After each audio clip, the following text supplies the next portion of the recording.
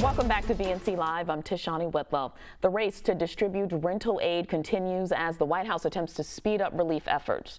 The Biden administration now partnering with the National Bar Association to provide legal aid. Now, a Census Bureau survey reporting more than 3 million households could face eviction in the next 2 months.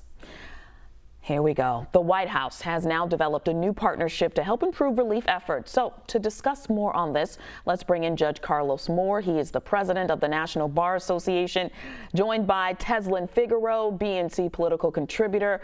I'd like to welcome you both. You both are not strangers to BNC Live, so thank you again for joining us this afternoon. Judge Moore, we normally do ladies first, but we're going to start with you because I know we got to wrap soon. But the association is partnering with the White House to provide legal services to tenants facing eviction. Now, with millions of Americans, including children, believe they will be evicted soon, in a matter of 2 months to be exact. Tezlyn, Congress, they approved $46.5 billion in rental assistance, but only 5.1 of that money has been distributed. Why the delay? We do hear you, Judge Moore, and I'll bring that question right back to you after Tezlyn.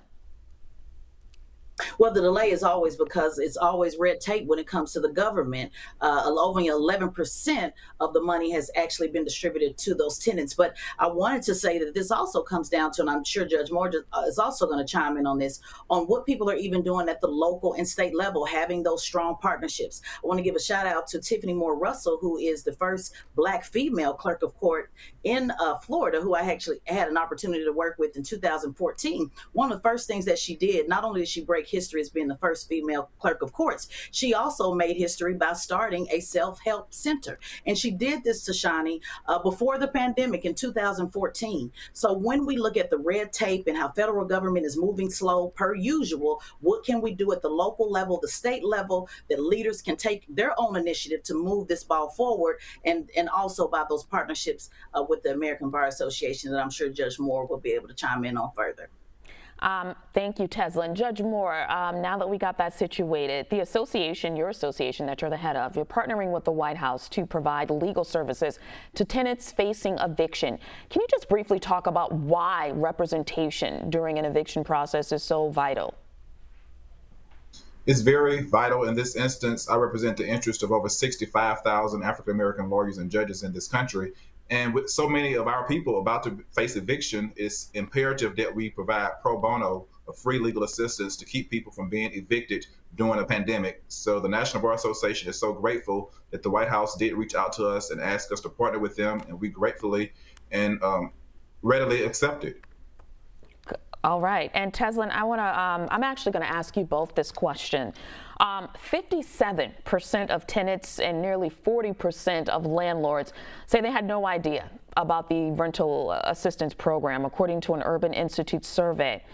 Tezlyn, how could the government, or at least states and local municipalities, have done a better job at getting the word out that this money is available, considering the fact that out of the $46.5 billion, only $5 billion of that money has been distributed so far?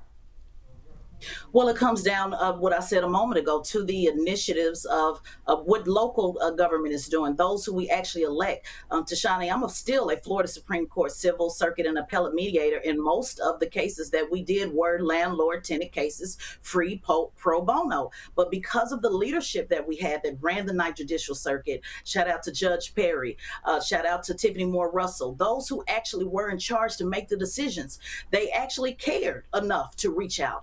They didn't have to ask for that to be done. They understood the pain and needs of their constituents and made that effort. So although, I'm very hard on the federal government to do more, and we're always pushing the line on that, but I also want to give credit to those leaders who have decided to say, I'm going to take it upon myself to not just wait on a crisis, but to prevent a crisis by being able to do that outreach and let their constituents know that these services are available. They will only know if we tell them, and a lot of times folks are just simply in the dark.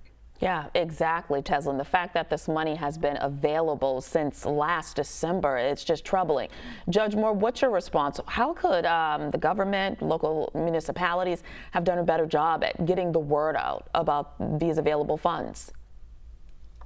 They could have reached out earlier to bar associations like the National Bar Association, the American Bar Association, and other root efforts. We do know that all politics is local. Unless the folks, the boots on the ground, know what is going on, the word does not get out successfully. Now that they have reached out to us, we will help spread the word, and we will make sure that as many of our people that we can protect, we will protect them.